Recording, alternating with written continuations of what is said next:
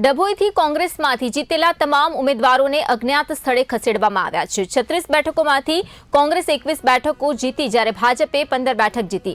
ડભોઈ નગરપાલિકાની ચૂંટણીના પરિણામો જાહેર થયા બાદ હજુ સત્તાવાર રીતે બોર્ડની રચના પણ થઈ નથી અને ત્યાં જ રગડનું રાજકારણ ગરમાઈ ગયું છે।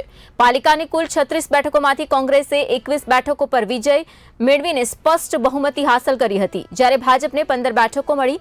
કોંગ્રેસમાં તોડજોડની રાજનીતિનો ભય ઊભો થતા પક્ષ દ્વારા જીતેલા કેટલાક સભ્યોને અજ્ઞાત સ્થળે ખસેડવાની કાર્યવાહી કરવામાં આવી હોવાનું સામે આવ્યું છે। આ ઘટનાએ ડભોઈમાં રિસોર્ટ પોલિટિક્સની ચર્ચાને વધુ વેગ આપ્યો છે।